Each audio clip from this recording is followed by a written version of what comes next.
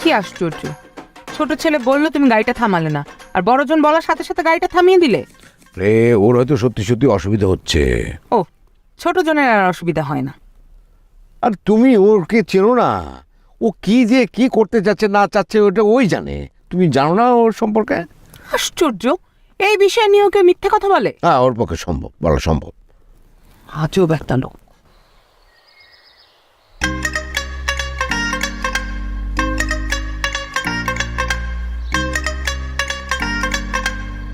আচ্ছা ভাইয়া, তুই যে পাঞ্জাবি পরবি কেন বললি?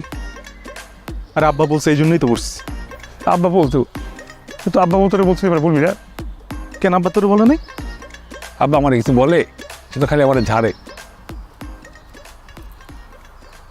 টান দিবারটা হট, দে না।